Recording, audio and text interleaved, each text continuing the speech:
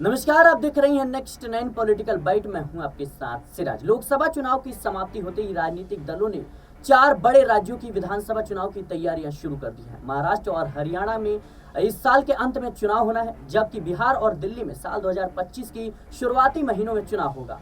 आम चुनाव के नतीजों पर नजर डालें तो साफ है कि 4 राज्यों की राह यानी चुनाव भारतीय जनता पार्टी के लिए बिल्कुल भी आसान नहीं होने वाली है। साल 2024 के चुनाव में महाराष्ट्र और हरियाणा में भारतीय जनता पार्टी को निराशा हाथ लगी, जबकि दिल्ली और बिहार में जनता ने भरोसा जताया।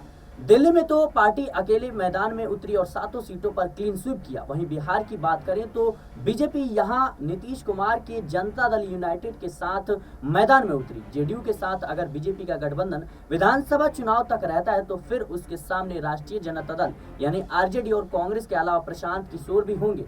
और हाल ही में प्रशांत किशोर ने घोषणा की है कि 2 अक्टूबर को जन सुराज अभियान को राजनीतिक दल में परिवर्तित कर दिया जाएगा और उसका नाम होगा जन सुराज पार्टी। इतना ही नहीं, उन्होंने जीत का दावा भी किया। प्रशांत किशोर 1.5 साल से पूरे प्रदेश में जन सुराज पदयात्रा कर रहे हैं और लोगों के बीच जाकर उनसे बात कर रहे हैं। इस दौरान वह जनसभाओं में जो बातें करते हुए नजर आए उसमें वह बीजेपी को टारगेट करते हुए देखे गए हैं। सभाओं में वह प्रधानमंत्री नरेंद्र मोदी और गृह मंत्री अमित शाह को बाहरी बताते हुए नजर आए। बिहार के चुनाव जैसे जैसे नजदीक आ रहे हैं, प्रशांत किशोर भी और ज्यादा एक्टिव होते हुए नजर आ रही हैं। प्रधानमंत्री नरेंद्र मोदी के तीसरी बार पीएम बनने के बाद पीके ने कहा कि उनके 10 साल के राज में बिहार का कोई भी विकास नहीं हुआ है। बुलेट ट्रेन गुजरात में बन रही है, फैक्ट्री और रोजगार महाराष्ट्र में और गुजरात में आ रहा है। और बता दें कि उन्होंने कहा कि प्रधानमंत्री नरेंद्र मोदी के तीसरी बार पीएम बनने के बाद प्रशांत किशोर ने कहा कि उनके 10 साल के राज में बिहार का कोई भी विकास कार्य नहीं हुआ है। बुलेट ट्रेन गुजरात में बन रही है, फैक्ट्री और रोजगार महाराष्ट्र गुजरात में आ रहा है। इतना ही नहीं, उन्होंने यह भी कहा कि पीएम मोदी सिर्फ वोट मांगने के लिए बिहार आते हैं, वरना गुजरात और दूसरे राज्यों के दौरे पर ही रहते हैं।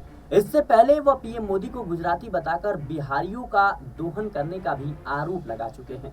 इससे समझा जा सकता है कि साल 2025 का बिहार विधानसभा चुनाव प्रशांत किशोर किस मुद्दे पर मतलब बाहरी और बिहारी पर लड़ना चाहते हैं। फिलहाल प्रशांत किशोर के एंट्री से जाहिर सी बात है कि इस बार भारतीय जनता पार्टी, जेडीयू और आरजेडी और कांग्रेस चारों ही पार्टियों को कहीं ना कहीं मुश्किलों का सामना करना पड़ेगा। लेकिन जिस ढंग से प्रशांत किशोर की छवि इस वक्त है बिहार की राजनीति में, जाहिर सी बात है मुखरता से अपनी बातों को आगे रखते हुए नजर आते हैं और कहीं ना कहीं रोजगार, शिक्षा, स्वास्थ्य जैसे अहम मुद्दों पर कहीं ना कहीं सवाल पूछते हैं। अब देखना होगा कि आखिर साल 2025 के चुनाव में क्या वाकई में प्रशांत किशोर कुछ बिहार की राजनीति में बड़ा उलटफेर करते हुए नजर आएंगे।